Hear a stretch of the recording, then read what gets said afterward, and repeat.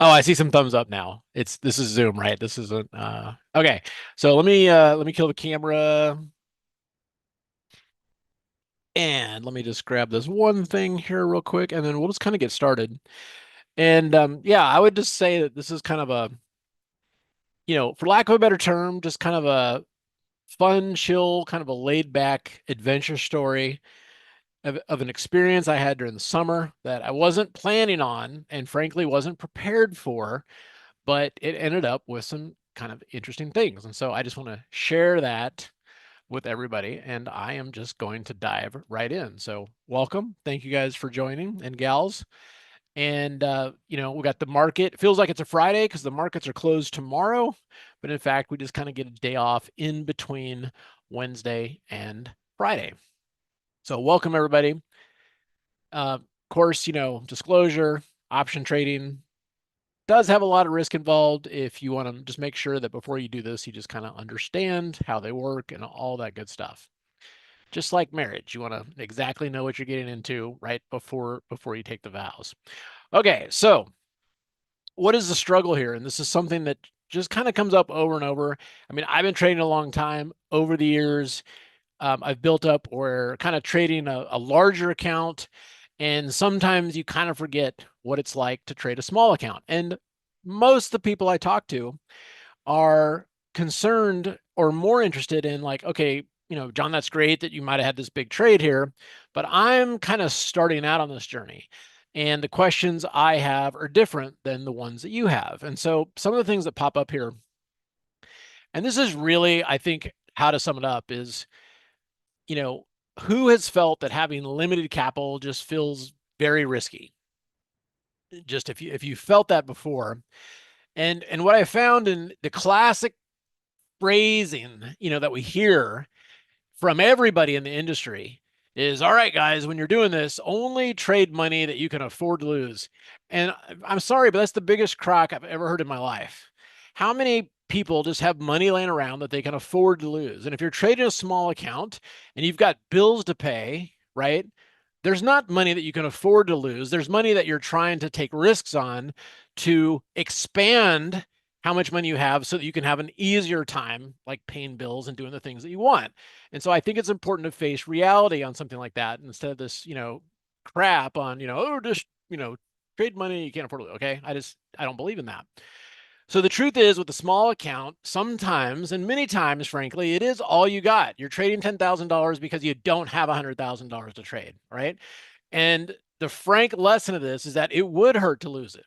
Okay. So you're not many times trading with money that you can afford to lose. You're trading with money that you cannot afford to lose. Okay. That's a whole different ballgame. But that's the reality of trading for most people. And I think it's important to look that square in the eye. So the reality is that trading a small account, while it quote unquote should be relaxing, since it's money you can afford to lose, right? But you can't. It's an emotional roller coaster. And especially if you're new, it can be very frustrating. This pressure can lead to mistakes that really aren't your fault. You're just doing the best that you can under a high pressure situation without a lot of wiggle room. So, look, I've been doing this for, it's a long time. I've seen a lot of different markets. I remember buying call options during 1998, 1999. And in fact, towards the end of 1999, even buying some puts. And of course, that didn't work until March. So I've seen a lot of different things. I saw a dead NASDAQ for 3 years, 2008. We've seen all the run up here, and it's always something, but everything kind of stays the same. I've been very fortunate over the years to make a lot of money trading. I'm grateful for that. Because of trading, I have zebras in my backyard. That's awesome. I don't know if it's necessary, but it's awesome, and I have Tesla kind of to thank for that. And I didn't really think there was anything I could get excited about trading. Like I've been doing this for over 30 years, and I've even thought over the last year maybe it's time to go do something else. Maybe it's time to go learn how to surf. Whatever. Just maybe this is it. It's time to move on because I've kind of like climbed the trading mountain. And as I was thinking about that, my daughter approached me over the summer and just kind of said like, "Hey, dad, I want to learn how to trade." And with those 6 words, little did I know the adventure that was about to begin in my life. So we decided to start doing this in about mid-August. I was excited, jazzed up, prepared, ready to go at 8 a.m. Central, which is 30 minutes before the market opens. And there was only one thing missing in this whole equation, and that would be my daughter. So she rolled out of bed, and I'm a big believer in like, hey, if you want to do it, you got to show up. I'm not going to go, rustle you out of bed or, call you and make sure that you're not late and stuff like that. It's up to you. It's up to you to commit. So she rolled out of bed at 11 o'clock Central, stumbled into my office in her pajamas while slowly rubbing the crust out of her eyes. And truly, the image I have in my mind is the only thing she was missing was like a cigarette hanging out of the corner of her mouth and a cup of coffee from 7-Eleven. But that was kind of as she walked in, was the image that I got. Now, just so you kind of know, who I'm dealing with here. This is us doing some trading, fishing in Alaska.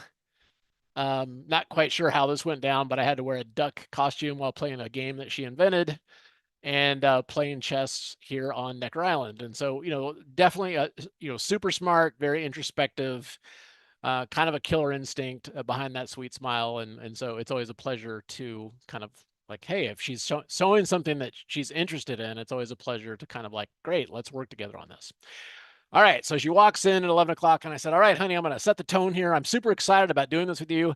But look, the market's open at 8:30, and you should at least be here by the open. All right, let's go. And that did not move her at all. And she stared at me like I had just asked her, like, to take out the trash, just kind of gave me that raised eyebrow, like, what are you talking about? She's like, so let me get this straight. We can only place trades at 8:30 in the morning. It's like, well, no. I mean, the market's open for, a good portion of the day. And then she's like, okay, well, when does the market close? And I was like, 3 o'clock Central. She's like, okay. So, she nodded and sat down, and that was the end of that conversation. From that point on, she would show up at 11 o'clock in the morning, and that she did not see a need to be there right at the open. Okay. So that was my first challenge. I had to look at a system where we only take action starting at 11 a.m. Okay, cool. I can do that. So for the first day, we'd go in through a couple charts. I tried to find kind of some easy charts, and then I just kind of explained some trades to her. And I did find that, initially here, I did, and I kind of watch for that glazing of the eyes, right? And I do have a tendency as an advanced trader, I kind of just dive into it and start, talking about all these different things. And I could see that I was losing her. I was like, okay, all right. So kind of went back to basics. And I just thought the best thing we could do was just put on a trade. And I think learning by doing and trading is kind of the way to do it. That's the kind of way I did it. I didn't really necessarily understand everything that I was doing, but when you have something on, you have some skin in the game, you pay attention, and by paying attention, you learn quicker. So after I explained what a butterfly was, which she did not get at all, and that's great. I mean, I didn't get what a butterfly was for a long time, but we put it on. I walked her through it. She actually placed the trade. And once she was filled, we watched it for about 5 minutes. And then she said, okay, can I go? And I was like, oh yeah, you can go, but you might want to stick around and see what's going to happen. And she's like, she nodded and she just got up and left. I did not see her for the rest of the day. However, through this whole process, she did have an incentive. She is a huge proponent and creator of games on Roblox. And we had a deal where, 5% of gains on new highs in the portfolio, she would get that as a credit for buying Robux on Roblox, because she can use that to do whatever you do on Roblox. So that kept her coming back. In fact, there was one time where she got banned. I think maybe she did kind of get in kind of an online fight with someone, but also her brother was involved and didn't help the situation. It was an IP ban. And so she was going to lose all the stuff that she'd built up over, gosh, years and years and years. And she was devastated. So she started working with ChatGPT and just said, hey, okay, look, pretend you're a lawyer. I need help with this. And she sent them 33 letters over the course of 28 days. And finally, 3 days before the ban became permanent, they reinstated her account. So she appreciates AI and everything that it has to offer. So So I always like a challenge. And so with these parameters in mind, this is what I decided that we had to come up with. So first of all, we're trading a small account. It's a margin account, so we can do spreads. I think in a small account, it's important to have some flexibility. It's under 25K, so PDT, pattern day trading, so we can't do any day trades. Only available to trade from about 11 a.m. to noon because that's when she rolls out of bed. So no crazy trades at the open or anything like that. She has zero interest in watching the charts all day. And in the morning, she plays guitar. She has homework. She has this 4-foot tegu lizards that she needs to feed, all these different things. She had massive confusion around the concept of options. And even though we kind of first started trading some stocks, I thought it was important. Like, let's just dive into options right away. Like that, let's just let that become the norm. It's like, okay.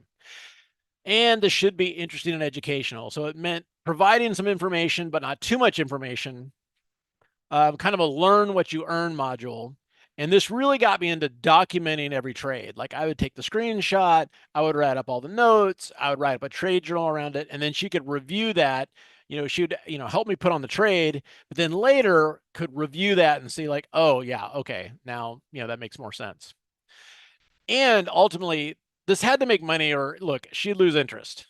It's just like, oh, like I mean, she kind of summed it up like, well, this is a waste of time if we don't make any money.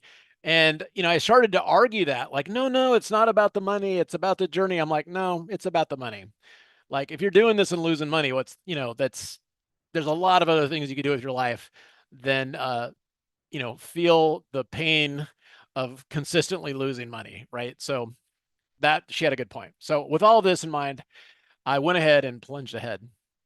Now, since I didn't know how she would react to my teachings, I felt like the best thing to do was just to start and kind of see, how she reacted. Where was she interested? Where did her eyes glaze over? And that was kind of my gauge. And after some basic option principles, we just dove in. I said, look, don't worry, this is going to make 0 cents at first. Um, and essentially I was right, and we would just start in, especially if they were short trades and stuff like that too. But eventually it started to sink in. But what I found best was that, there's a saying here. I think it's in writing workshops. You hear the show, don't tell, don't explain, don't get into the exposition and all that. And I really took that to heart and just said, you know what, let's not over explain this, let's not get into the exposition and the whys and the hows and all the blah blah blah blah blah, as she says. Just show, don't tell. And so that was the motto here. Let's just do it, document it, review what we did and then go to the next one. So that was really it. Learn by doing. So I started showing a lot of different kinds of trades to see how she would respond.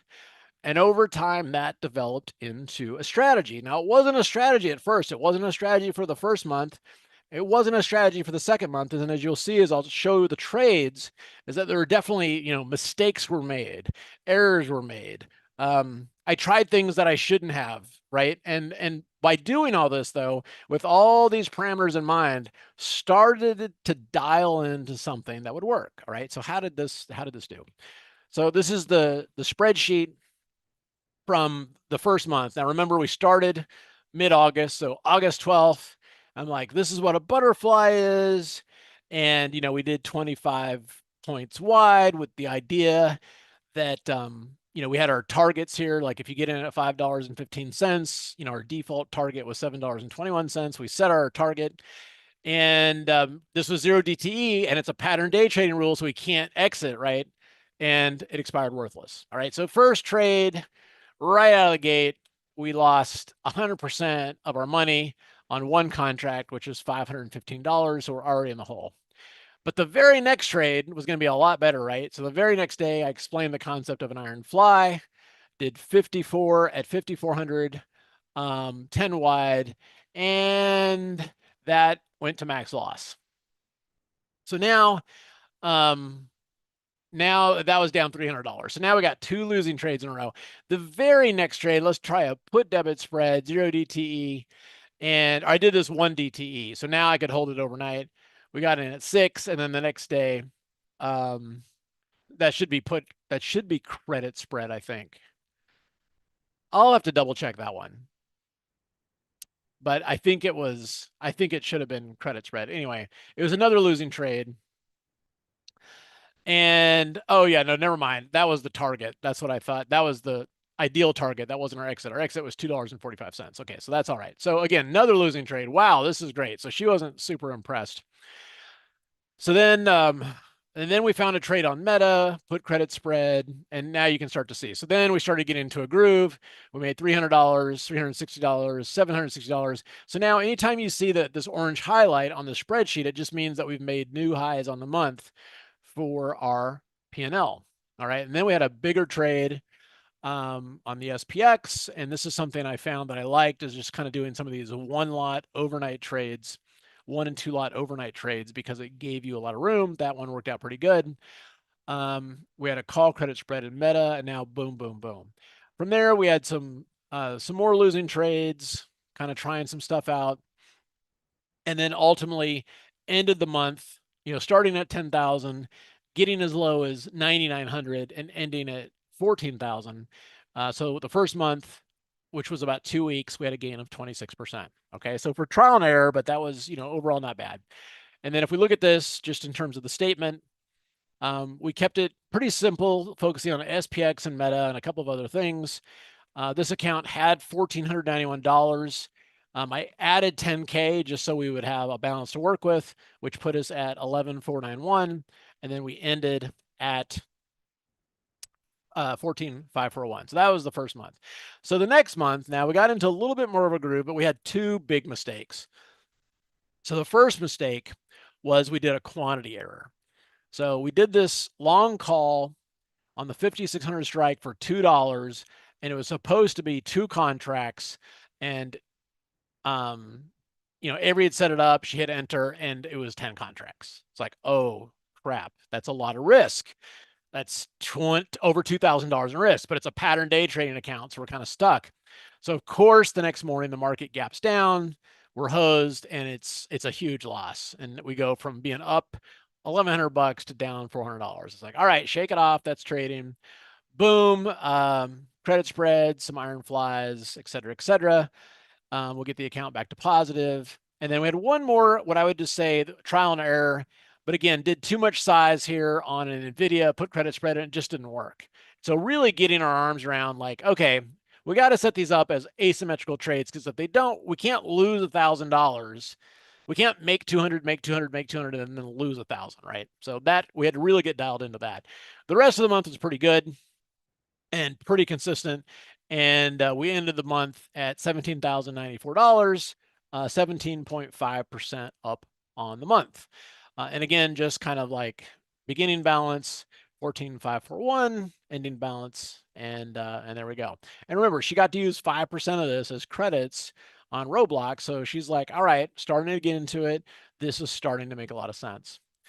All right, October was pretty busy, and we had, and this was my fault. I had, in my big account, I was doing some wide iron flies, and so I decided, like, well, geez, let's do 2 contracts of wide iron fly on the SPX, 50 points wide, and we'll sell it at 40 and buy it back at 35. Okay, well, the next day it just ripped, and this was our biggest loser, down $1,900. So obviously I learned never to do that again, but for good measure, I tried it one more time, 50 wide with 1 contract, and that was almost the same loss because the market just exploded against me. All right, so guess what? We stopped doing those. Even with those 2 big clunkers, we ended up 11% on the month. And so there was just this, what we're really finding out here is what's working, and what's working, and starting to process of elimination. Like, you know what? We're not doing 50 wide iron flies and, all the things, because it's not about how much you can make in a situation like this. It's about how much you can lose, and constantly reinforcing that. So for October, started at 17,994, ended at 18,900, and we had 2 losing trades that combined lost $3,800. Without those, obviously, it would have been a fantastic month, but even with that, we're still able to make money on the month. All right, so we get into November, and we go along here. Now in November, we had more losing trades, but we were really dialed in here. You'll notice here that the losing trades are pretty small. $95, $300, $184, $195. And then the winning trades, $600, $800, $700, $1,900. And so we're just getting into a groove here. And we ended this month with almost $5,000 in gains.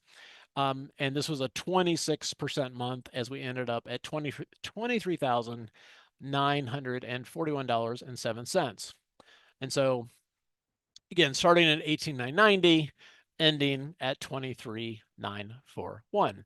And so with November, the overall strategy really started to come together.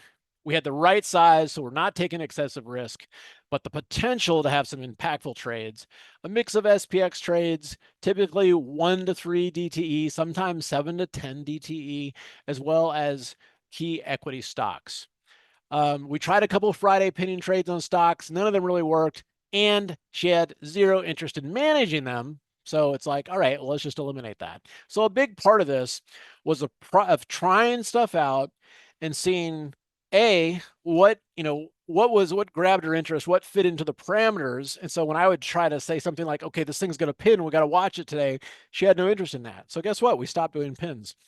We stopped doing, we didn't do earnings trades and things like that. So we eliminated a huge part of the playing field, which frankly made this a much more kind of relaxing thing to do. So if we're recapping this here, we had a starting point of $11,494.29. We hit a low of $9,969.29 after the first 3 trades. So right out of the gate, that's awesome. But we ended November at 23,941 for a gain of 108.29%. So we decided to pause for December. There's holidays, travel, etc., and resume again with the new year at a balance, take it back down to a balance similar to what we started with in August. And I like this idea of just kind of going, from here, let me get my pen here. The idea here of going like, let's just go from 11 to 22. And then whenever that happens, let's wire it back down to about 11 and then try to do it again versus having this pressure of it's like 11. And I've done that before where then, then you're at 50 and then it's like, oh, we got to get to 100. And then you kind of can start doing stupid things. This is something that you can work with and you just grind it out. And if you want to keep adding, if these are liquid stocks, and so I did some of these trades in my bigger account. So it could be 110,000 to 220,000 or et cetera, et cetera. But that was kind of a ballpark that we were both very comfortable with and working with. So that's kind of how it all netted out. So what are some sample trades? What worked? And what didn't work? Well, kind of the classic, this is the kind of the classic trade that I like. And, look, she liked Roblox, so we kept an eye on Roblox. And what we would do typically is that when there was kind of a stock that we saw that we liked, and especially if it was at new highs, we'd just start putting in limit orders. Okay, there's a squeeze coming up. We know where the 21 EMA is, and let's, start placing orders and limit orders. So remember, this is like at 11 o'clock in the morning. I think it was on this day. It's like, all right, we want to buy this if it comes down. We placed our limit orders, and then 3 or 4 days later, they were set. And then from there, on something like this, it's like, okay, well, what's our target? Well, we decided not to go for, like, in this case, new highs. Okay, since then, Roblox has made new highs. But there was I really saw that when the register was being rung, it got our interest. And so, yeah, if we get hold for here, that's great. But the odds on this of it getting, like, say here, okay, below resistance, below where everybody else is putting their orders, then you kind of have a quick trade. It's a nice trade. It's a quick trade. You grab the cash and then you move on. So that was new for me because typically I'm like, no, let's be patient. Let's buy some calls 3 months out and let's hold on to this. It's like, no, you know what? Let's just get that easy move, almost like acting like a market maker playing those really wide spreads. And so on this, now this is when the account was closer to 20,000, not like 10,000. So we're using a little bit bigger size. But what we did is bought a call debit spread in this case. So it was a slightly in the money call and then an out of the money call just to kind of, narrow it down a little bit. 18 days out. and then a put credit spread. And again, not if you're not really familiar with options, that's fine. Remember, Avery wasn't either. And we just kind of like, let's get positive theta on this. So just if we're waiting for this to like, if this is consolidating and we're waiting for it to move, we're not like losing money every day. Obviously if it goes down, we are, but so that's kind of nice. And then when it gets to kind of that low hanging fruit target, we can take it off. So that's one example of kind of a trading style that we did. Another one, this is a stock, and I've even talked about it. This is CLS, IBD 50, same thing. You got to squeeze. Let's put in limit orders. And then, we got the limit orders. The only downside of this one is we didn't do big enough size. I forgot why we didn't. It was a great trade. We bought the $90 calls, sold the 110s for $5.50. And this turned out, I think we got out at $9 or something like that. So again, kind of a nice quick trade. I mean, it wasn't a quick trade. I think we're in it for like 5 or 6 days, but kind of shows you the kind of thing that we're looking for in this account. And we went out 35 days. And again, just to kind of give it a little bit of room with that. Now, one of the things that would come up sometimes is that we might have, this is an example of our portfolio, a screenshot of it. And we had long calls on ATAT, call debit spread on CLS, long calls on 4, long calls on ONON. I had an order to buy calls on TLT, and then we're long Tesla. Now we're long 1, 2, 3, 4, 5 stocks bidding for TLT, which is separate, and the markets were extended. And so on something, every once in a while, we'd have a trigger like that and say, you know what? Let's just buy some cheap out of the money puts on the SPX in case the market tanks. And on this day, that's exactly what happened. And at the end of the day, even though, our stocks here were down collectively $800, we had a hedge in place and we offset that. And so that's part of how we were able to keep our P&L equity curve so smooth, is that once in a while, we would add something like that. All right. Not all the time, because, but it's insurance, but there were times when it made sense. And then just one more example, like I did find that, $5 wide butterflies were worthless, but $15 wide, either, into the close as cash settled or overnight, was kind of a nice rhythm where we could place the trade and typically place an order to get out at a double. And, note that actually we got into a really good rhythm with those. Typically they're 1 DTE overnight. We did some pinning trades, but frankly, it wasn't really, again, she had to be there, right? So these 1 to 2 DTE butterflies were actually pretty consistent as well. So a big part of this teaching the teen adventure was learning what not to do. And so I kind of had to unlearn or unlook at a lot of the things I like to look at during the day, like internals. She didn't care. Things like that. So I did learn, like, okay, look, 50 point wide iron flies in the SPX aren't going to work. Now, could we do that in SPY? 1 or 2 contracts in SPY, yes, but not SPX is too big, and 50 wide was. And I guess I'm glad that happened, because we could have had like 4 in a row work, and then one would have like blown out, and then it'd been like, oh, okay. So we learned that early on. I mean, I should have known that, but I do a wide iron flies in my large account. I was like, okay, let's try to make this work. Friday pinning trades on equities like Meta, etc. Too much work. Remember, my team wanted to be done by 12 noon and certainly didn't want to spend all day, frantically watching over a stock. She's like, no, that's not what I'm doing here. I'm like, okay, awesome. Earnings trades, look, my team would sleep right through that, right? So that's not going to work either. Pushing into Friday expirations on equities, too much can go wrong. And so we developed a time stop. If we got like 7 days from expiration, we were just going to get out if our target wasn't hit at that point. A couple times I tried $5 wide butterflies that are worthless. You could get right to your target and they move a nickel. They're not good unless you let it cash settle. Looking at too many symbols, I would show her stuff, and it was one of her refrains was kind of like, I don't care. And it's like, got it. Okay. So let's focus on that. So we kept our focus pretty narrow. What did work? Setting up limit orders. Setting up limit orders in advance for flushes into key support levels. Long calls, call debit spreads, etc. And we also did some bearish trades. So if something would kind of, an overbought move into resistance, okay, great. Let's do a bearish trade on that. So what I like about this is it's agnostic. It's not something that's only good for uptrends.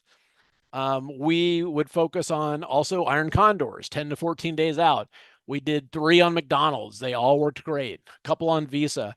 These stocks that are stable, but they're not really rallying, they're trading sideways, and you just, money kind of drops into your account every day and just kind of balancing that out. And again, we're not trying to go for max profit. It's, sell them at $1.25, buy it back at 50 cents within 7 days to expiration. And if our target's not hit within 7 days to expiration, is get out. Like, don't take the risk.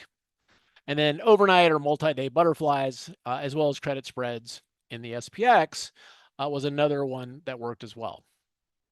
Every once in a while, we would do cash settled trades into the final hour. It was a little bit more than the exception than the rule.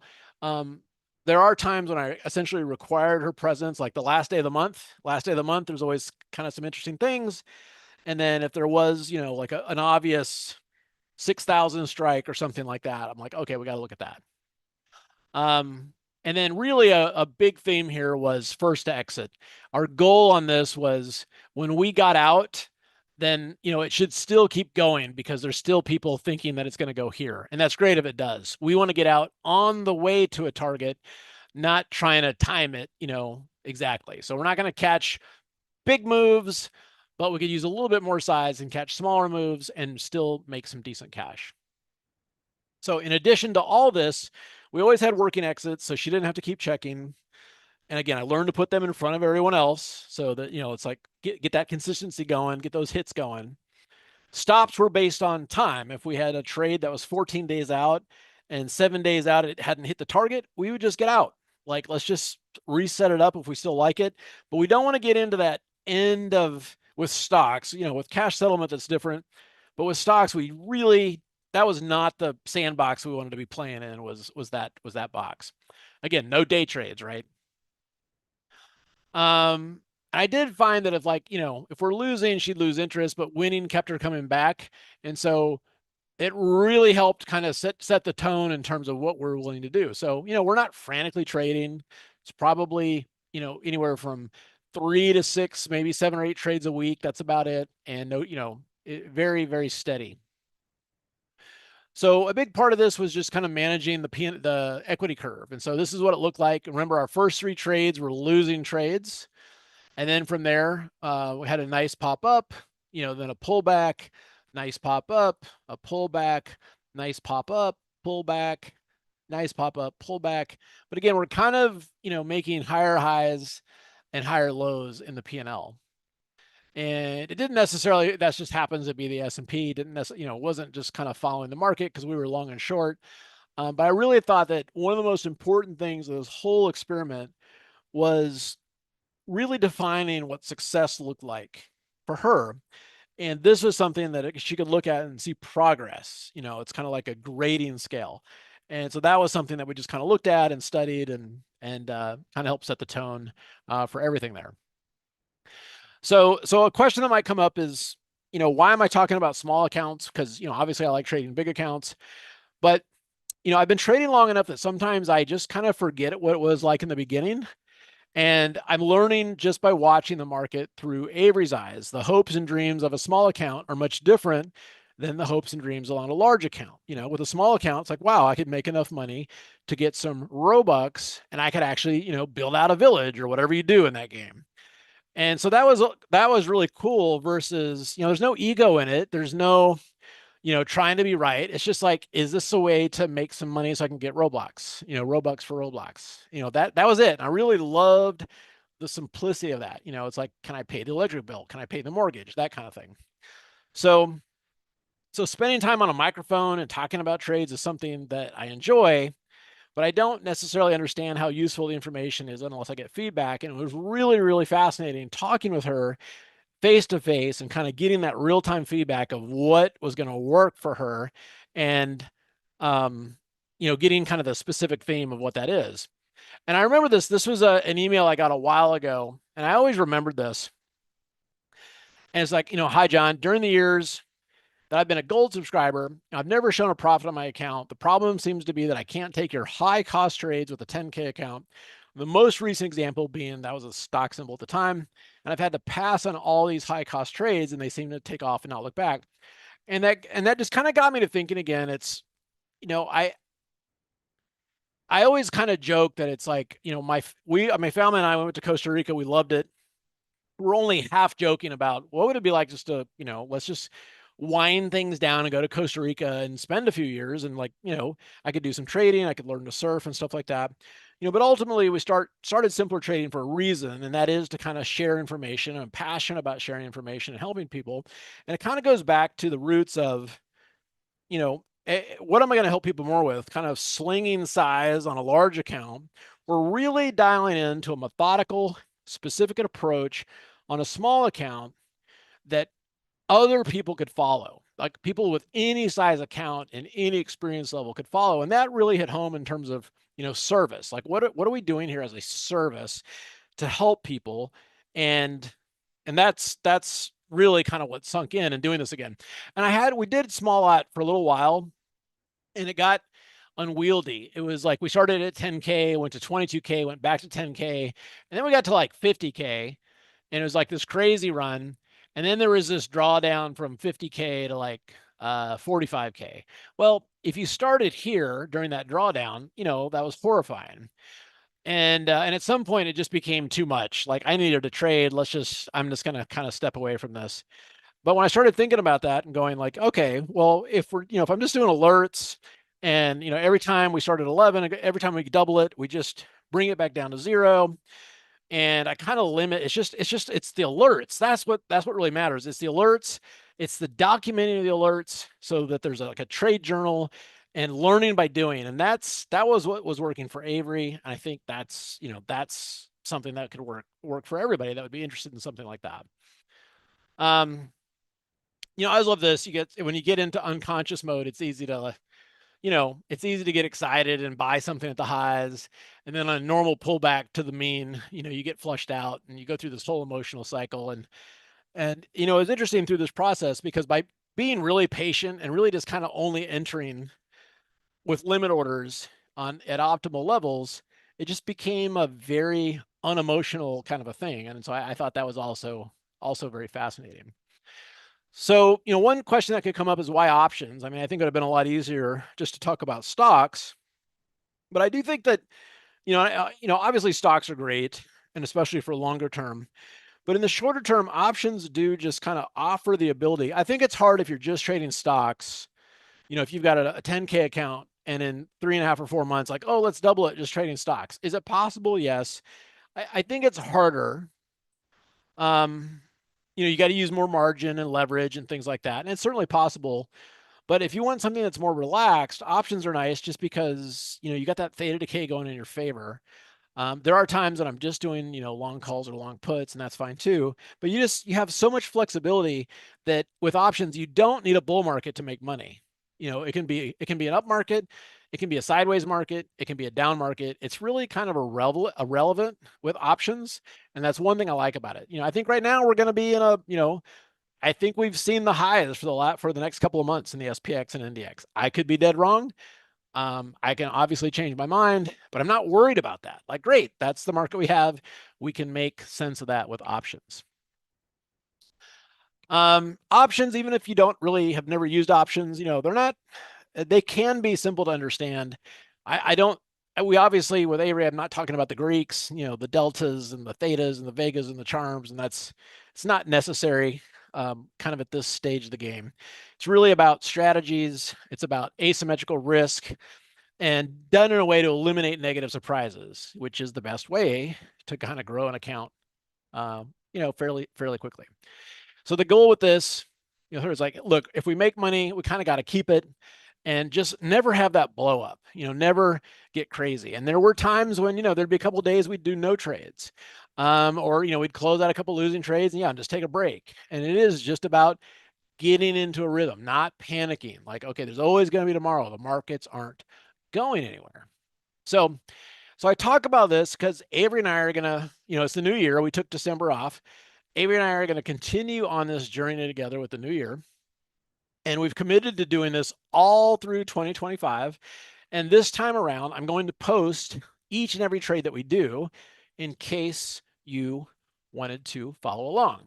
Now, this is the Avery way. So what kind of trades would these be? No day trades. It's too much effort. Plus, it assumes the strategy assumes a PDT, pattern day trading margin account under 25K. So no day trade, no frantic stuff. No scrambling, no gap fills, anything like that. Really, we don't really even place any trades or do anything until about 11 a.m. Central for a new trade. We might have an exit order working for trades that we have on, and those might get hit at the open, but we're not scrambling at the open to do anything. And so I thought, especially, if people are busy, they're working full time, this would be something that'd be kind of interesting because they could get the alert. There's no mad scramble. It's like, oh my God, I got to rush to the computer and get this. No, this, it's a limit order. We're tracking it, all the things. Sometimes some SPX trades related in the last half hour, that would just cash settle. That's more special circumstances, end of the month, we're around a huge level like 6,000, things like that. Not super frequently, but certainly on the radar. Some straight calls and puts, kind of simple, but also, some credit spreads, debit spreads, and of course, all a butterfly is those two smashed together. But the goal is just kind of to learn while you earn. And so when a trade is taken, it's not just, oh, here's the trade, good luck. Here's the trade. If you're new to options, this is how you place the trade. This is what it looks like when it's filled. Here's the chart. This is why we're getting into it. This is what we're looking for. And so the idea is then at the end of the year, this whole playbook and a screenshot of every trade we took, and a trade log of every trade that we took. And at the end of the year, just kind of having this body of work in what could be done with a small account in 2025. So, if you're new to options, don't worry. This is something where, we explain the trade step by step, just as I was explaining it to her. And if you're experienced, what we found is these have been solid trade ideas to work into your own trading as you see fit. Less is more, no over trading. If you work full time or if you're just busy, this is absolutely designed for you. Look, my teen is not typically available. She's studying in the morning, playing Roblox, etc. So I got a limited window, and that limited window would extend to something like this. So this is the account as of yesterday.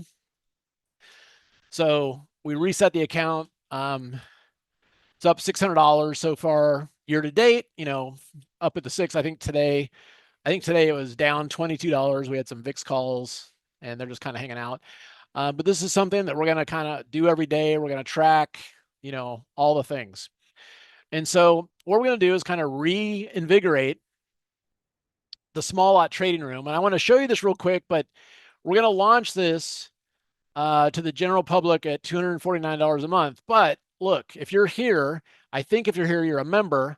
And if you're already a member of like Simpler Central or anything like that, you get $100 off and you get to lock it in This isn't like, $149 a month and then it goes up. You just get to lock it in. So it's kind of a thank you, like, hey, you've been with us, you're a member. You can you're kind of the first one in the door here. And I do look at this as kind of like, at some point this gets unwieldy if too many people are interested in, but the main thing is just want to look at if you are a current member of Simpler Trading for any service, I just want to make sure, like, if this is something you're interested in, one, you got first dibs, and two, you lock it in at this charter rate and it doesn't get raised. Okay. And you can just do monthly. No need for anything else like that.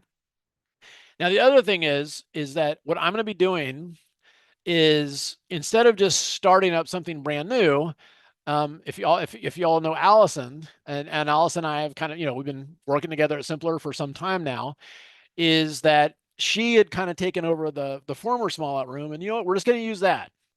So if you are already a member of Allison's room, you don't have to do anything, because guess what? We're bringing the party to you. And you'll just be in there. Allison will be there just like she normally is.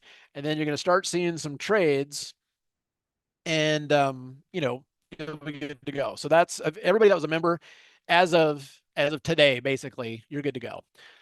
So if you are in Simpler Central and you're like, gosh, I want to do this, great. Boom, here you go. And then with this, you're going to get all the trade alerts. We're also keeping a weekly trade journal.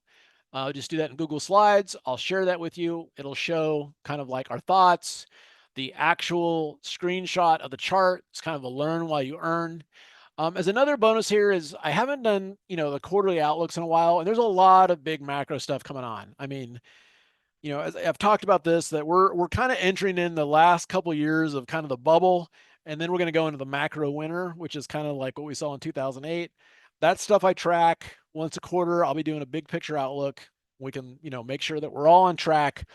I think in the next couple of years, we're going to have an opportunity to make a lot of money if we're dialed in and we're not scared of the risk.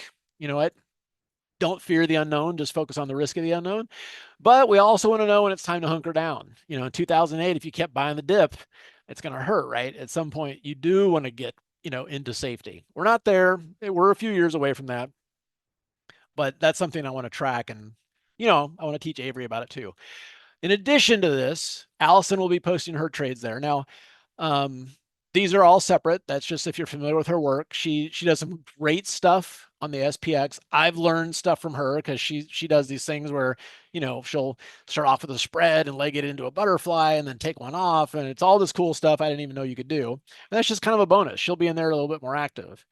For me, the main goal with this is it's the trade alerts. It's specific.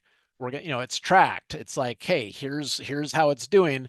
And so this isn't for me, it's not, I'm not planning to be on the mic a lot in the room. No scheduled sessions to be on the mic. It's more about here's the trade alert. Here's a picture of the chart. It's really just the idea of it's real life. It's reflecting kind of my real life. And there's gonna be like, okay, the next 3 days I'm out.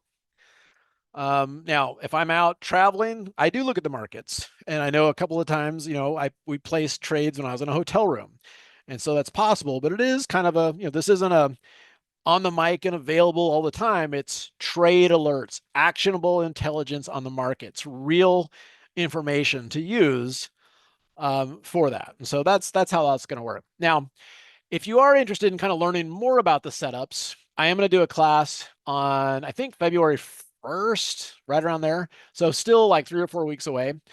And with that, I'm going to go over all the setups that I like. So if that's something that you're interested in, it's like, oh, okay, John, like what are the setups that you're doing? What are you doing in the SPX? What is the checklist you're using to do an end of day trade? What is the checklist you're using to get into something like Roblox? I'm going to use this class to talk about all that for those of you who want to do it. So if you want to do that, again, you could do that for $649. And then that includes, $649 includes your first month. And then after that, it just, you just go, it keeps going at $149 a month and all that stuff too. All right. So hopefully that all made sense. Now what's going to happen is we're going to do another webinar, I guess, to non-members, right? And what they're going to see is this, and which is still a great value, but it's going to be $249 as kind of an early bird special, and then $749 for the class. And then after 2.2, it's going to be $299, $12.79. So if you're interested in this and you're a member, do it at the $149 and you lock in that rate. It's not going to be raised or anything like that. All right. Okay. So the last piece of this, because, it's easy to kind of launch a service and be like, all right, let's do this. We'll go, here's my commitment to you. First of all, I want to commit to this to do it for a year. This isn't something that I'm planning to do for 10 years, right? I'm planning to do it right now for a year. So that would be from the class. So the class is February 2nd. So I would go to February 2nd, 2026. So I'm going to commit to that. After that, I probably won't do it again. Like I probably won't continue. So I'm going to commit to a year. It means like we're going to really focus on this and kind of knock it out of the park. And by the time we're done, you'll be able to do it on your own. But here's the thing. I am so confident that in this strategy that if I don't double my account, okay, and I'm saying if I don't double my account, you may take the trades at different position size. You may do different trades in your accounts. I don't have control over your account. But if I don't double my account with the posted trades and with sharing the statements so you can see it and that you have a reasonable chance of getting filled, then I will give you double what you paid in store credit. So if you're at $149 a month and over the course of a year, I know this math isn't right, that's probably a little over $1,500, and the account hasn't doubled by 2/1/2026, then you get $3,000 in store credits for different classes and things like that. All right. So now I'm confident that you're not going to have to use that, but I'm saying that if I can't double my account, like if it's up 80% at the end of the year, you get $3,000 in store credits. Now, what I hope will happen is that it may double in 6 months, and then we're going to take it back down to 11K and try it again. So that's the plan. But again, I'm committing to doing this for a year at the very least. At the end of the year, I'm not sure. I will commit for a year. And B, I'm so confident in this system and how it works is that, if this account doesn't double over the course of a year, boom, it's it'd be, if you're in it for a year, that'd be about $3,000 in store credits, probably a little more. All right. And of course, you'd have to be a member the whole time for that to be eligible and all that. So anyway, hopefully that, if anything, you're thinking about it, that it stirs your interest and all that. Okay. All right. I should be able to somehow look at this where I can see questions because let's see, chat. No, no, no, no, no. There we go, chat. I'm used to our trading room. Okay, so let me see. Okay, oh, great question. When does this start? All right, so this starts in about 3 days ago. So so we've so this is the account right here. And so Amazon, lost money on Amazon. Let's see, Visa, made some money on Visa.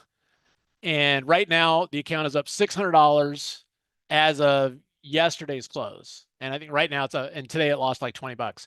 So I'm doing alerts right now. So if you sign up tonight, now obviously the market's closed tomorrow, but on Friday, if I see another trade that I want to do, I will post that alert in the small lot room and you will have it. Okay. So the alerts they're ready to go. We've been going and they're ready to go.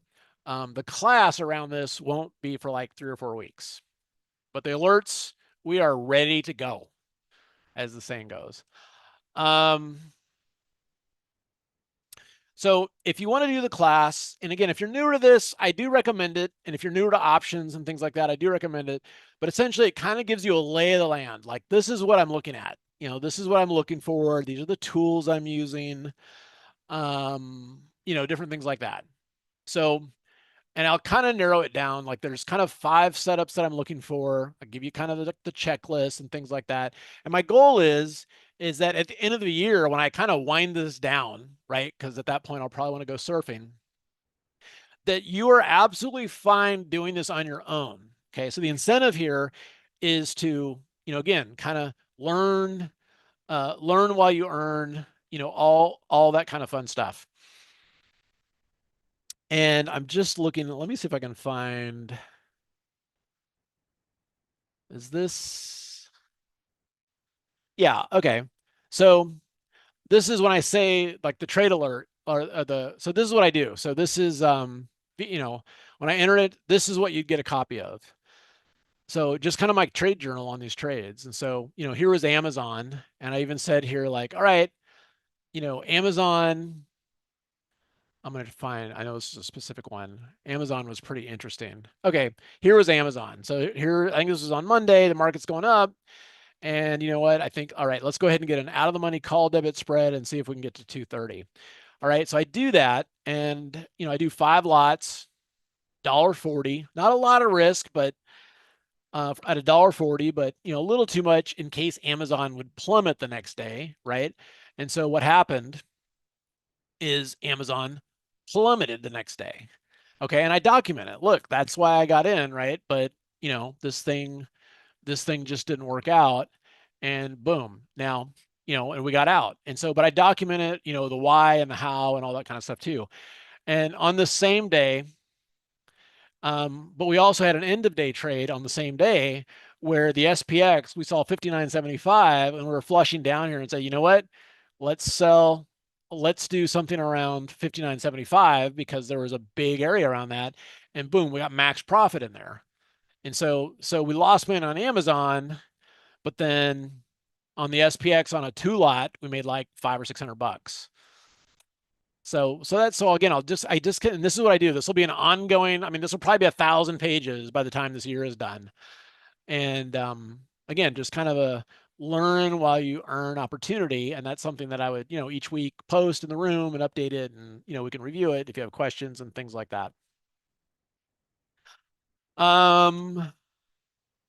Yeah, it's a good question. John, is there assignment risk for credit spreads on non-index trades? Okay, so two things on that. There is, but I have not been assigned in about a year and a half. And I have found that, when you do get assigned, typically, if you hold through a dividend, your odds increase of getting assigned. Um, a lot of the times the options we're doing are kind of out of the money, if we're selling them. Of course, you can't get assigned on long options, right? You can only get assigned on short options. So a lot of times our short options are out of the money. So we're not going to get assigned on those. And then, our goal is if they start getting in the money, we just get out if we're short, right? SPX obviously is cash settled and you can't get assigned. So the other part of that is that if you are assigned, always keep in mind is that the only thing that's changed is your margin requirements. Okay, your risk has not changed because if you get assigned on the short side, you still got the long option there. And so if the next morning things go haywire, your max risk is still defined, but your broker's freaking out because your margin requirements just changed substantially. So yeah, you're probably gonna have to close it out, but your risk is fine. And in fact, what you want to do in those situations is highlight the stock and the option at the same time that's left, and you just close it out. Okay. And I think that's important to understand. Obviously, if you have a naked short option, which we're not doing, and you get assigned, that's different. But as a spread, if you're assigned, you're only assigned on the short side. You still got the long option, and your spread literally is still intact, and your risk has not changed, but your margin requirements have changed. So a couple things. Good question there. Um, Greg Johnson. Okay, great question here. Will there be occasional load the boat trades? All right, this is a great question, and the kind of short answer to that is sometimes. Okay, so look, here's the deal with a small account.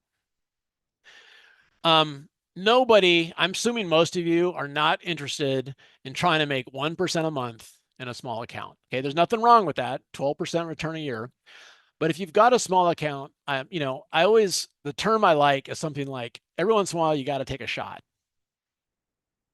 And so while many of the trades would be what I would call asymmetrical risk conservative, meaning that worst case scenario, if we got a $15,000 account balance, worst case scenario, could be like $400, right, as a loss. But there are unique times in the market, and they happen about maybe, let's call it twice a quarter, where let's use Tesla as an example. And it's like, okay, well, instead of selling a put credit spread, let's buy like 3 out of the money calls here, and just in case this thing just explodes.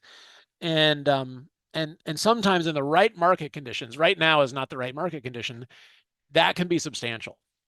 And so I think part of the art of this is that this isn't a fear-based alert service. This isn't like, okay, gosh, I don't want to make any mistakes. I don't want anybody to be mad at me. Yeah, I'm completely dialed in on the goals here. Like we need to double the account, right? I mean, that's what I'm committing to. But it's not about doing 2 standard deviation iron condors the whole time, right? It's just like, okay, yeah, great. We're going to win 19 times out of 20. And then that 20th time is going to be a doozy, right?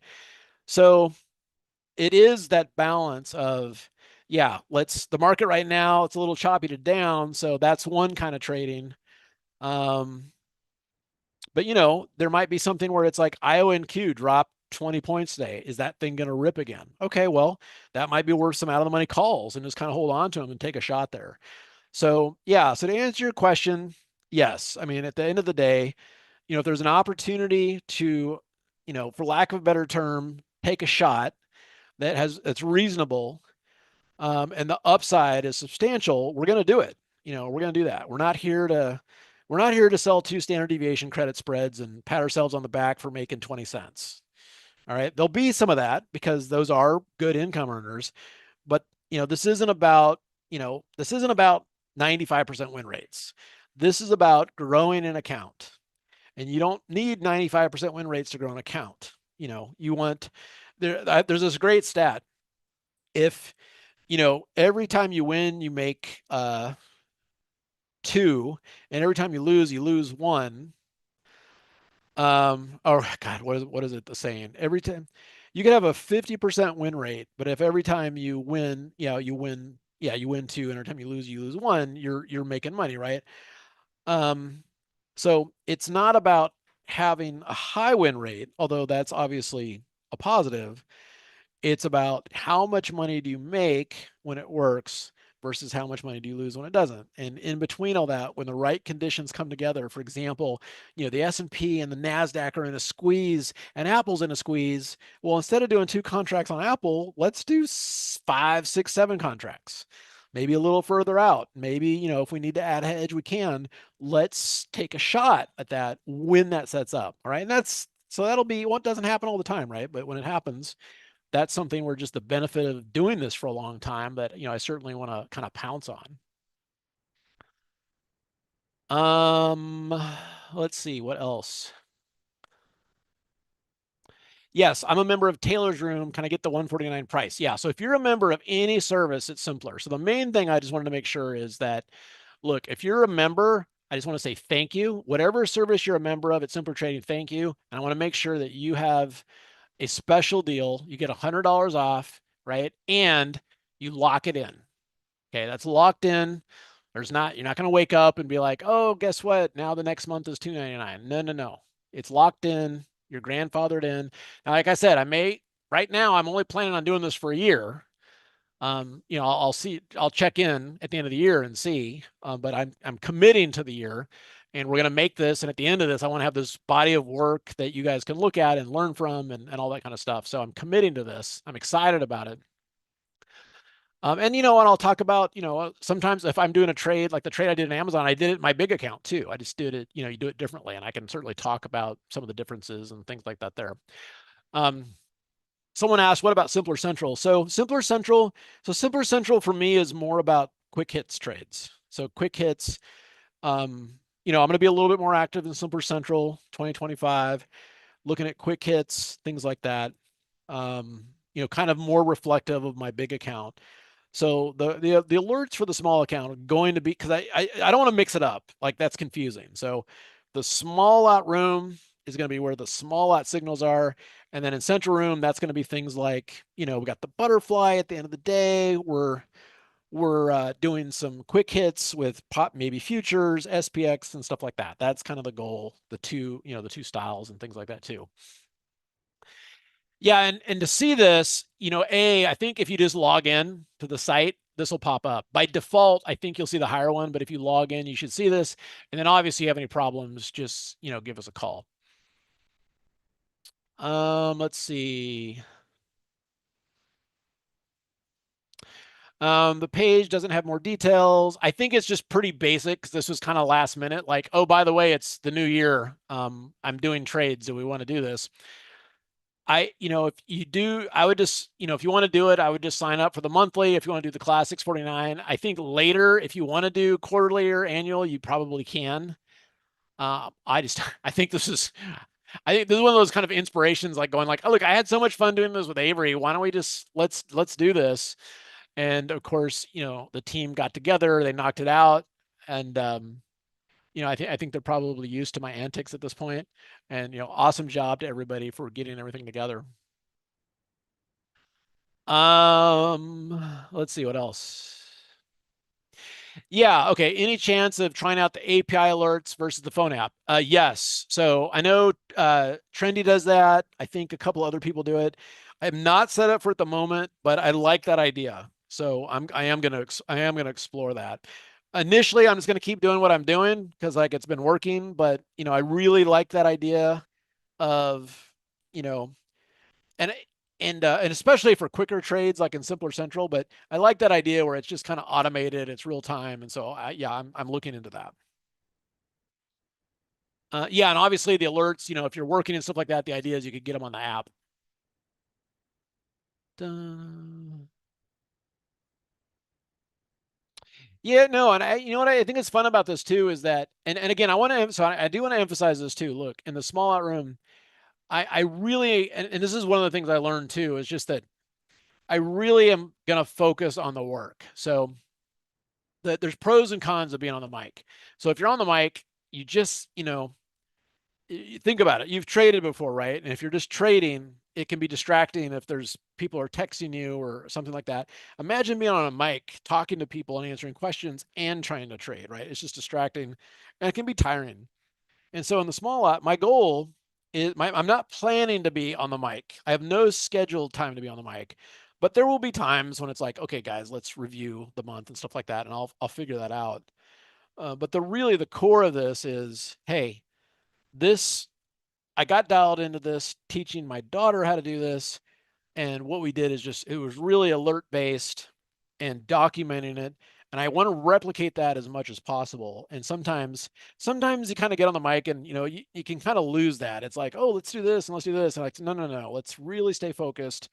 And so just so you guys know, it's really going to be about the alerts, and then just the details with each alert, the learn while you earn, like here's the chart, here's the journal, bam, bam, bam. So that's the premise.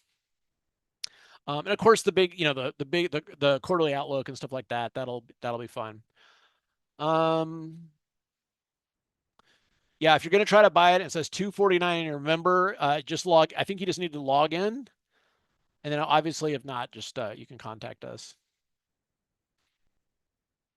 Yeah, within our app, the alerts will push to the phone, and I believe there's a way to filter it. I'm not sure, but you can just get them on your phone. So if you're like at work, like I know a lot of our clients, they might have their own business or they're a lawyer or something like that. They're about to go into surgery. They don't have time to stare at the charts, but it's like, oh, here's an alert. We're doing this thing on Visa. Awesome. And so the idea is that, kind of will be the eyes and ears for you. You can kind of get on with your life. We'll look at this stuff for you. And then when we find a trade that meets the criteria, and again, it's not about finding, the perfect trade or catching the latest trend. It's about finding what's the current market conditions without going crazy, just focusing on a couple of names. What are the opportunities here just to grow the account? And so one of the things I learned the hard way is that, this isn't something where you just jump in on everything. So sometimes it's like, well, and there's so many times when it's like in the small, it's like, oh, wow, look at NVIDIA's up 15, right? Okay, we're sitting here in a Visa Iron Condor at the time. But you hear about compounding, the magic of compounding, and interest rates are 5% a year. And so I think at 7% a year, you double your wealth every, I don't know, was it 8 years? I don't know exactly. 12 years. So the idea with this is really compounding. So it's okay, well, what if you can, let's say you do 5% a month, that's 60% a year, right? What if you can do it? So that's compounding in a different way. And of course, the benefit of sprinkling in some SPX trades is you get a little bit better tax treatment. 60% of that is long-term gains. Not as critical with a small account, but it can be helpful. And of course, all the things there. All right. Yeah. Okay, Stephanie, great question. Is there an options 101 portion or will it be truly learn as you go? I do have an options 101 course. If we haven't already, we will make it available to you at the course. I will assume when I'm posting that I would, do the same thing that I would do for Avery, that if you're not familiar with it, um, just kind of walking, like in the example, walking through it. Now, when I first started, when I would see like an order for like an Iron Condor, frankly, I had no idea what it was. And so, what I'll do is I'll place an order. I'll have a chart that explains the order, explain how to place the order, all the things. And so, you don't have to worry about things like Vega and Gamma and Delta. Um, but you just want to, it'll be something like, hey, we're going to do a credit spread here. By the way, here's how you do a credit spread. And I think, we'll have some documentation there, but I do have an options 101 course that kind of helps walk through that. Bum, bum, bum, bum, bum. Let's see what else. Okay, so Paula, looks like most trades are verticals, but I can't get approved for both my brokerage accounts. Okay, so the main thing is getting approved is that typically they're looking for 3 years of experience. Now, one things they do at Tasty Trade that you could probably adopt is that if you complete their online course, for them, that's the equivalent of 3 years of experience. And so the main thing is, you just, if you do something like that, like, oh, I just did this options 101 course, that's like 3 years of experience. Again, it's different for every broker, but they're just looking, like, if you've never traded an option and you say I have 0 years of experience, yeah, they're going to say you can't do it.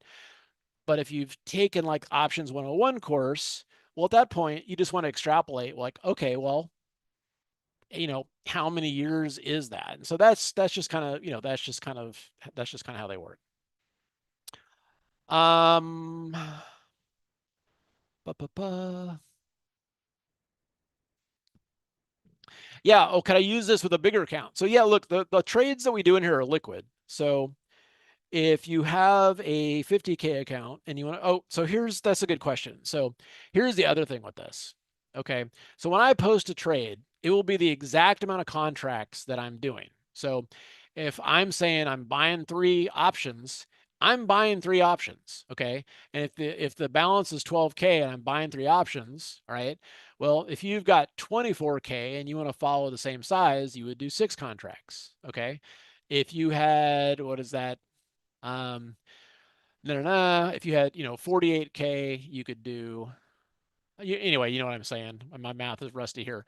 So if you had almost 50K, then that would be like 12 contracts, right? Or whatever the math is.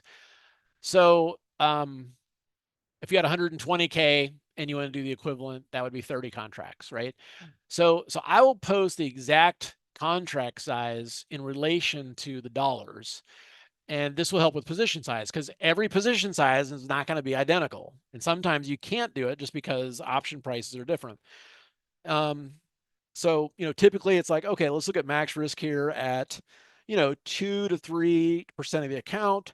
Sometimes it might be a little more. Sometimes one thing I found is, like, sometimes I might get aggressive and say, well, I'm going to start off with 5 contracts. Okay. And then I'm going to have a low hanging fruit target for the first 3 contracts. So let's say I get 5 contracts at $1.50. And then we might set out 3 at $1.80 as a target, and then see if we can get 2 as a runner. And that would be kind of a low hanging fruit target. So that's something I found that, again, things like that. But what I'm posting is exactly what I'm doing in the account. So, does that make sense? So yeah, if you're, so you can do a larger account, because a lot of the stuff we're doing is pretty liquid, and just kind of extrapolate that way too. Yeah, so if you are already in Allison's small lot room, we're just going to kind of join forces. So yeah, you are good to go there.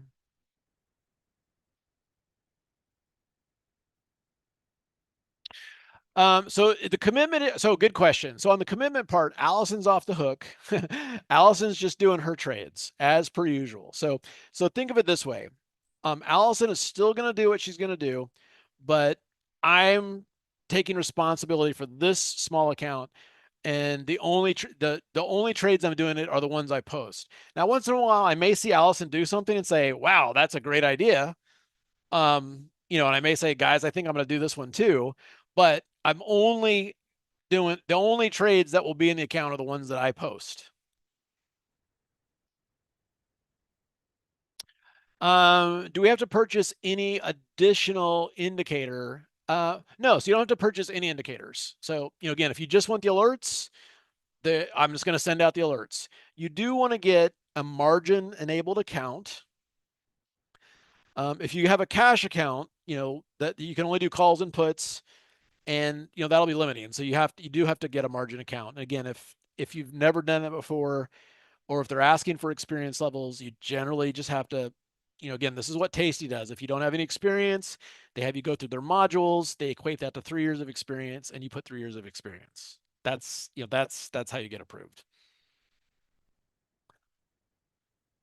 So if you are a Simpler Trading member, I can join for 149. Yes. So if you're a member of anything at Simpler Trading right now, and this is just a big thank you for being a member, this is going to be for people who are not members. Okay. If you are a member, you can lock it in now. Now, after February 2nd, this goes away. So there's still plenty of time. I would encourage you to sign up early, because guess what? On Friday, we're going to push out an alert. So that way you can at least start getting the alerts and stuff like that too.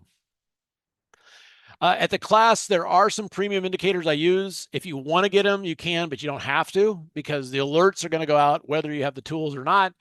But like Squeeze Pro, RAF, there's some things like that that I use. If you look at them and you want them, we're going to set up a discount code for you, but there is no need to buy them if you don't want to. Right? It's just I'm just going to show you kind of the setup that I have.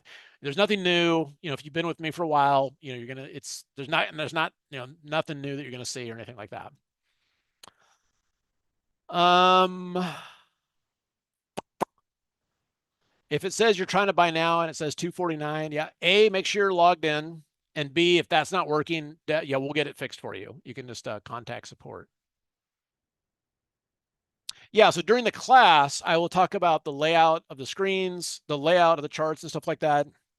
And there'll be one, I'll kind of show you how to build it and all that kind of stuff. And I'll have one that's just all non-premium tools if you don't have any.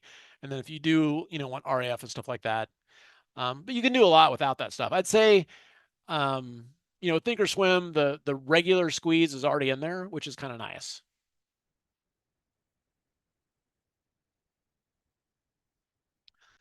Ba, ba, ba, ba, ba.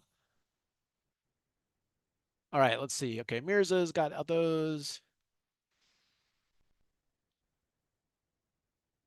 How long is the February 1st session? So typically it's like 4 hours. So it'll be like from 12 o'clock noon central to about 4 o'clock central.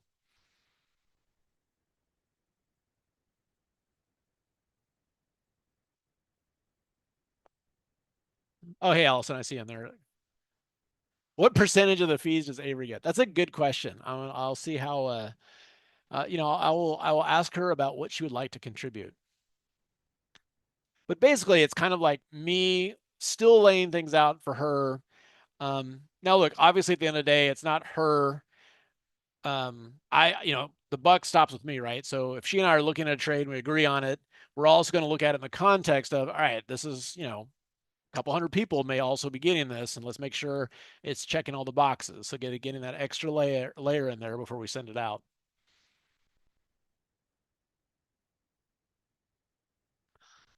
Okay. Yeah, David Bond will you explain why you take each swing trade in detail? So it will definitely be able to do this ourselves within a few months. Yes, and that is the huge point of this is that it's a learn while you earn. And so this is where I got the idea of just repetitiveness here, kind of with my team is like, look, if you're newer to trading, you don't understand my style. And look, trading it can be confusing, right? What's going on? If you're on Twitter, you're going to get 1,000 different opinions. But this is just, look, this is what I'm doing. This is what I've learned after doing this for a long, long, long, long time. And it just comes back to like, what's consistent in this situation? Or, look, it's not every trade's a winner, so you got to be okay cutting it loose too, and just having guidelines around that. And so once you have the guidelines around it and you kind of see it in practice, you get a little bit more comfortable doing it on your own as well.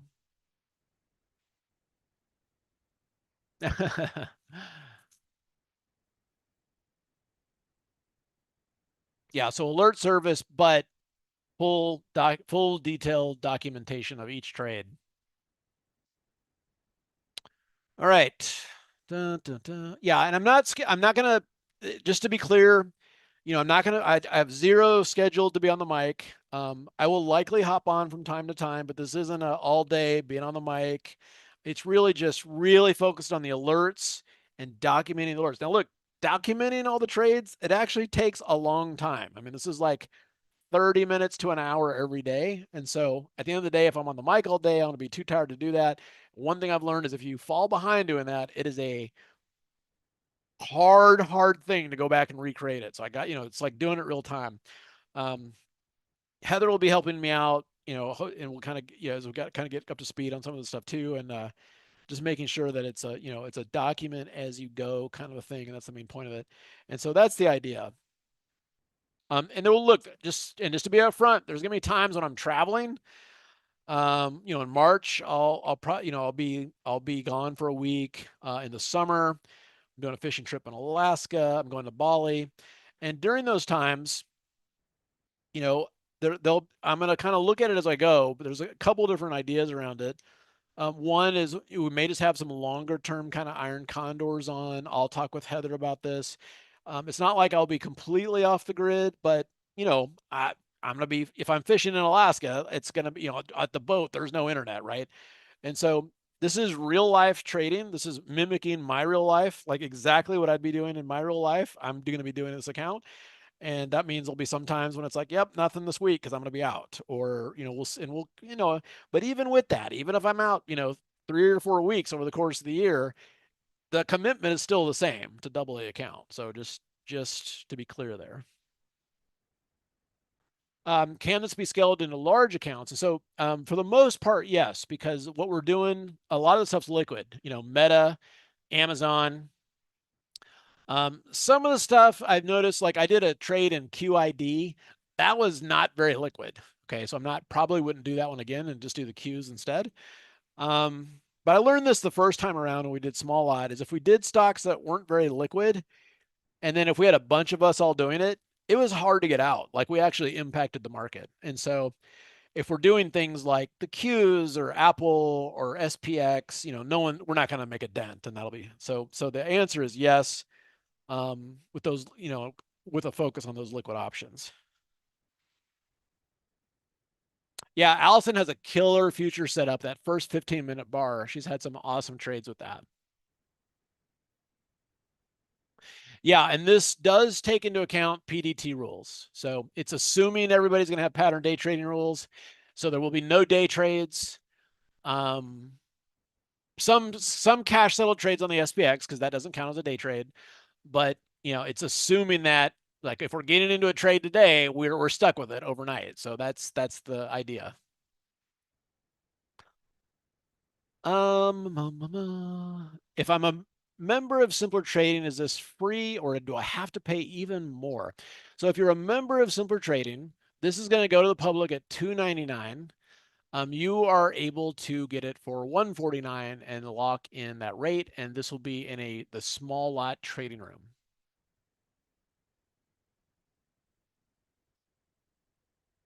And if you want to lock that in, just you got to just log into the site and it'll give you that rate.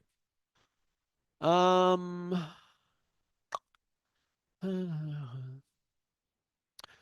I usually want to lock in an early profit, and I can't do this. Yeah. So Boone, absolutely no day trades. So the setups are designed with that in mind. So we're not taking trades off of 5-minute charts, right? We're taking trades off of daily charts. Now, if you're trading your account and you want to you want to do a day trade, that's fine. But I have found, a lot of the reason this worked is that we were actually limited from doing day trades. So that kind of forces the style of trading, right? So we're doing an option that expires in 16 days instead of tomorrow because we know we've got to give it a little bit of room. And look, I think the hardest way to grow a small account is day trading. First, the commissions will eat you alive, and it's just easy to kind of get lost in it. But I get it. I mean, it sounds appealing, right? But my favorite kind of trade is that if you get in at 11 o'clock on Tuesday and you get out at 10 a.m. the next morning. I love those kind of trades. And typically, when it's working, you're getting a pretty decent move. You're not scalping for pennies and stuff like that too. So I hear you, but I think there's a benefit in being forced into a situation where you can't day trade. Ba, ba, ba, ba, ba. Will the trades be taken only between 11 and 12? So that's kind of a ballpark. The main thing is like, you're not going to get alert at 8:35 in the morning, going like, all right, we're going to do this trade real quick and we're going to fill the gap, right? Because we know we're going to have to be in the trade overnight. The only trade actions that would probably be happening in the morning would be exits of positions we're already in with working orders. So the goal is kind of, let the markets kind of settle down, around 11 o'clock ish, 11 to 12, see where we are. And when an order is placed, typically it's a limit order. So, it's not like this mad rush to get in or something like that. Now, there will be times during the last hour of the day looking sometimes for, a trade, like, wow, Tesla's doing great here. It looks like it's going to gap up tomorrow. Let's add Tesla. So, on average, we're looking at between 11 and 12, possibly into the close. But, not this stream of 10 trades that are happening like from the open to the close.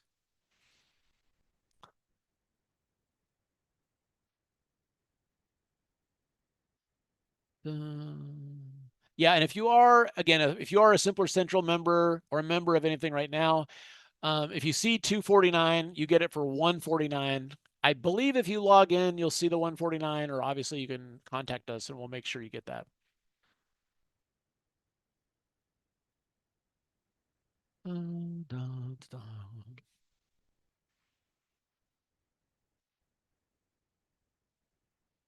Dun, dun, dun, dun. All right. All right. It is 8:30. Um, will Avery come on the mic? I think when hell freezes over. You never know. She definitely likes to keep to herself. I asked her if she wanted to do like, hey, do you want to do like an Instagram reel for this? And she's like, if you have a fork, I would rather stab myself in the eye. I was like, oh, okay. What's interesting though is a couple of other kids her age have kind of reached out, kids friends of ours, and they're kind of interested as well. So yeah, who knows? We may have a group of 5 or 6 kids all doing this and maybe sharing their experience on the mic. Yeah, I do want to be clear that this is an alerts, and this is a well documented alert service. And so the idea is that, hey, here's a trade alert, and there's going to be a documented chart on why we're doing it. This is what the trade looks like. If you're new to options, this is how you place the trade. There's no planned time on the mic, but from time to time, I'll hop on the mic and kind of like, hey, let's review these trades. Let's do big picture. But the focus is on well detailed alerts with specific size, against the current balance of the account.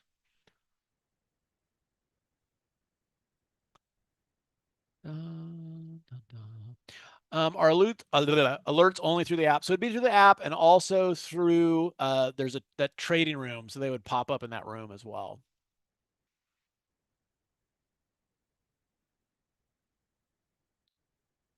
Yeah, no, Michelle is awesome, and I'd love to get feedback too. But it's been really great, kind of thinking about this from a teen's perspective. And so when I document stuff, I'm assuming nothing, right? It's just like, all right, I'm assuming that, I'm not making assumptions that, oh yeah, you know what a butterfly is, right? No, no, I don't. There will be some long calls and long puts, but there's definitely going to be spreads. And so if you're not enabled, so if you've got a under 25K account, what you want to do is just get it enabled for margin. And you don't need to do, I think it's what, stage 4, where it's like naked options. You don't need that. You just want to be able to do spreads. And again, if you say that you have 0 years of experience trading options, you won't be approved. And what Tasty Trade does, they've worked with all the regulations on this, is they have a online course, and if you go through that, that gives you basically like the equivalent of like 3 years of experience. And so, boom, what goes in, so if you do like a course like that, say, okay, that's the equivalent of 3 years of experience, then that checks the box, then you can get approved. That's how they do it. So if you're with Tasty, that's easy. And then if you're with someone else, if they don't have something like that, but that's what you do.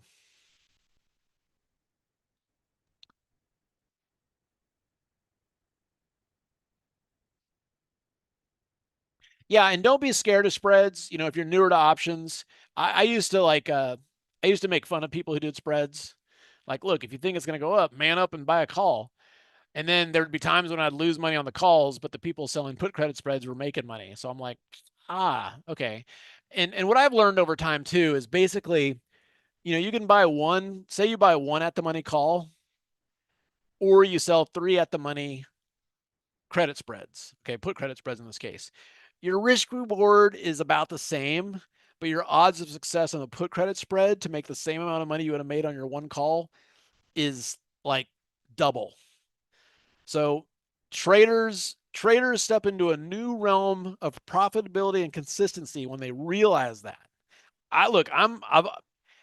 Of anybody in this room, I love buying calls at 5 and selling them at 15. But, that $10, and if I did one contract, that's $1,000 a contract.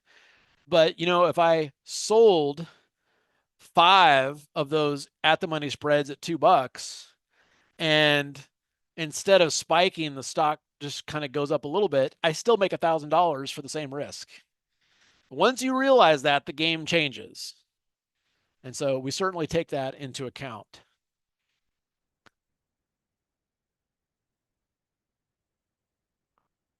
Dun, dun, dun.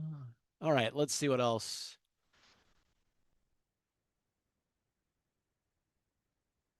Yep, Paul, I'll be explaining each trade. We'll have a chart, the setup, the rules, how to place a trade if you're not familiar with it, all that kind of stuff.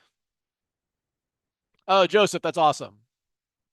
Yeah, no, that's great. And I'd love to hear feedback from that. So my email is just John, John at simplertrading.com, as we're going along. Um, I'll try to figure out a way to do, maybe a good Q&A and stuff like that. We'll kind of as we go, but the main thing is like, okay, well-documented alerts, at least start with that. And then, we can go from there.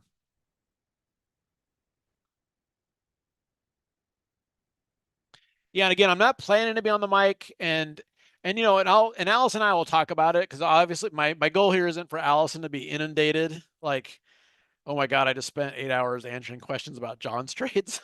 So, Allison, you tell me too. But I mean, the goal is that I document the trades enough that there's not a lot of questions, and we'll just kind of we'll know a lot more in a month or so how that's working. Could I use interactive brokers to put on the trades? Absolutely, yes. I use Thinkorswim for this, just because I can copy and paste the trades. I use Thinkorswim, I use Tasty, I use TradeStation. At some point, I need to probably use TradingView. I don't use interactive brokers, but I hear great things about them. I'm familiar with them. You can totally do it with interactive brokers. Yeah, we're broker agnostic. We're not a broker. You can use whatever broker you want.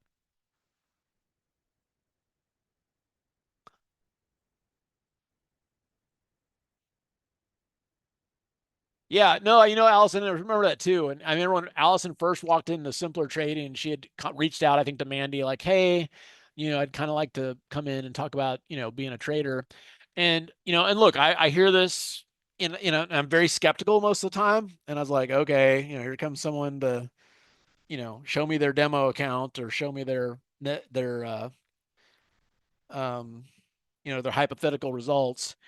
And so I asked her a question. I thought this would be a really quick, okay, thanks. And she answered it. And I was like, okay, she totally lost me. I'm like, what? So right out of the gate, I'm like, Allison thinks about trading in a very creative way that I had never heard before. And so it's fascinating to kind of listen to her, how she thinks through it. Absolutely minimizes risk and things like that too. So we have different styles of trading, but I've also learned some things from kind of how she manages the trade and stuff like that too.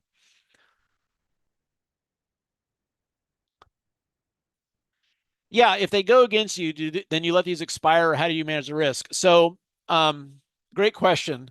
So with options, it's really hard to put stop losses in options, especially with spreads. You can, but they can get picked off. There are things like SPY or QQQ where you actually could put a stop loss. We might do that from time to time, but usually what we do is something like, typically we'll have a working target. So and then you just kind of it's a time limit. So say we got an option that expires in 14 days, okay, and we bought it at 2 and our target's 3. Well, if it hasn't hit the target, okay, there's two things. One, if it hasn't hit the target like in 7 days and there's 7 days left, we just get out wherever it is. Maybe it's up 20 cents, maybe it's down 20 cents. Typically though, because there's a week left, it's not like it's fallen off of a cliff. Now, if it does have a technical breakdown, that's a different story. Then typically it's like, okay, let's just kind of go ahead and get out. But the plan is that we do give it a little bit of wiggle room, and that's position sizing.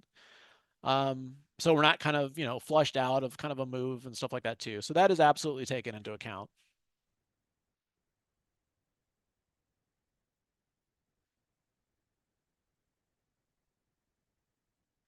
Yeah, and so Allison's trades will also be put. So the bonus is, it's basically it's a room that Allison is in, and instead of me just setting up an entire new room, we're just kind of gonna do it in Allison's room. And so that way, she's already doing her thing in there. If you're not familiar with her, it's a great bonus in terms of, the kind of things that she's doing and stuff like that too. I think later in the year, she'll also have a class. So if you are introduced to her strategy through this, I absolutely recommend that class if you're interested, if you're interested in that kind of thing that she does. Much more advanced, kind of complex, but the way she does it it's pretty awesome. So you'll get exposed to that.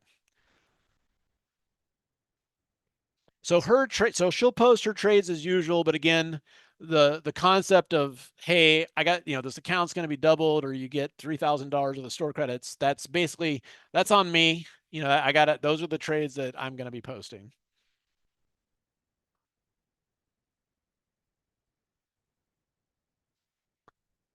All right. Let's see. Yeah, the class is on February 1st. It will be recorded, of course. Yeah, maybe we should do we'll do whoever wants to go to Bali. I've never been to Bali, so we're doing a family trip there. It should be fun. Yeah, no, thanks, Debbie. I think it'll be fun. I'm looking forward to it.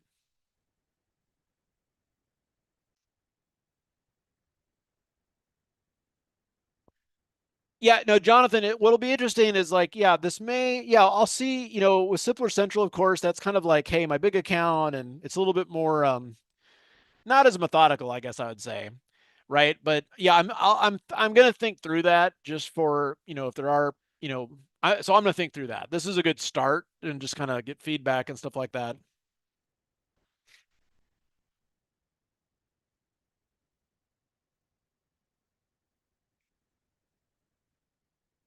All right.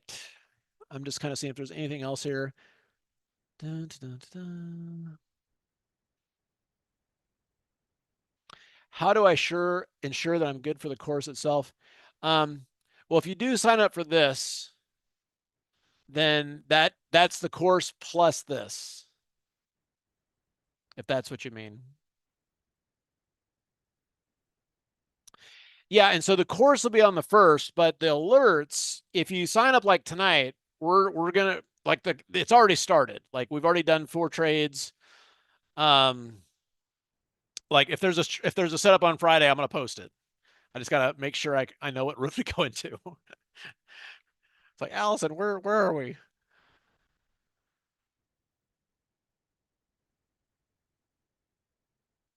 Thank you, John. I just found Simpler at 1 a.m. this morning. Very cool place. Very awesome. Welcome, Brooke. Okay. All right. I see a lot of questions about the 249 versus 149, so I will continue to let our awesome Sarah and Mirza and support team help you guys with that.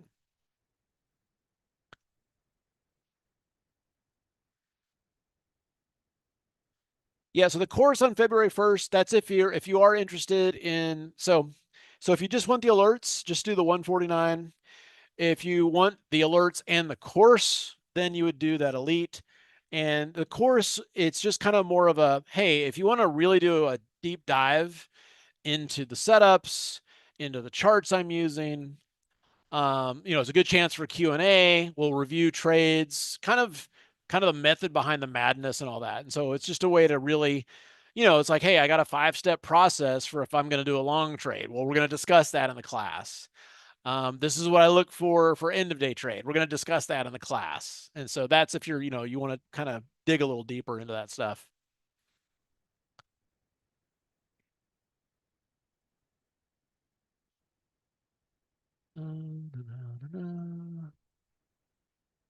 All right. I think it's 8:43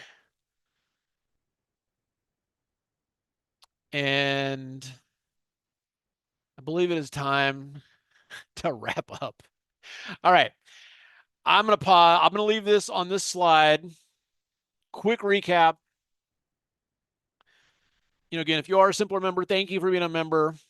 You get $100 off. You can do the $149 price, and it's locked in. Just kind of a thank you for being a member. After the second, if you're not a member, like we're gonna kind of advertise this to the to the public. It's gonna be $249, and then after the second, it's gonna be $299 for anybody that wants to sign up, even if you're a member. So I'm trying to make sure you guys all, if anybody that sees this and you want to do it now, lock it in. You're grandfathered in. We're gonna start doing alerts on Friday if a setup happens. Friday is usually interesting. Monday I'll be in New York, so I will see if something sets up while I'm in New York.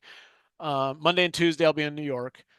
So again, real life, and if something, but typically on days like that, that's when I'm kind of looking more at like, all right, let's do some Iron Condors, a little bit shorter in on SPX or something like that. So I do take that stuff into account. And then, also as I talk to Allison and talking to Heather on, how best to handle that kind of stuff. And then, and then I'm in my office at my home office for a while after that. And then, that's just real life though. That also happened in August and September and October, November, when we're doing, there was times when we're just traveling, and that's just part of it. I like that, Calvin. Maybe I should probably mimic the same trades in my bigger account. That would be legit, right?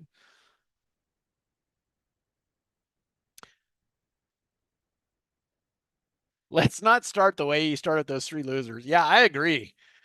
It was so funny doing it because I mean, she was just kind of looking at me like, "This is great, Dad. This is the best skill I've ever learned in my life." But it's interesting because it was interesting, and I looked at it a little different way because I was doing it knowing that I would see that reaction, right? Which is different because when you trade, you just trade. You're just like, well, okay, I guess that didn't work. But it's like, oh, okay, I'm gonna have to face her. So it makes you look at it a little differently. So anyway, I think it's good. Okay. All right, guys. Again, thanks for hanging out. I'll leave this up here. I think we'll be here for questions and things like that. I'm gonna get off the mic because I'm starting to lose my voice here. Appreciate it. I'm really looking forward to this. I think it's gonna be a really fun project. Continuing looking forward to kind of teaching the teens, but also documenting that so you can kind of see it as well, and go from there. I think it'll be a lot of fun. And I think the market's going to be crazy this year. I think we're going to see a very volatile market. This is not going to be kind of a nice, easy upward market. So that actually makes me even more excited. That I like those kind of markets. So I think it's probably a perfect time to do this. And I think that's it. The big picture outlooks will be fun. That's kind of like, hey, this is kind of what's on the horizon. Um, the Fed's going to expand their balance sheet, Bitcoin's going to explode, or real estate's going to implode. Those are the kind of things that you kind of look at in the big picture outlook, and kind of go from there. All right. You guys have a wonderful evening. For those of you that are joining, I will see you on Friday for some alerts, and we'll go from there. All right. Take care, everyone, and have a great night.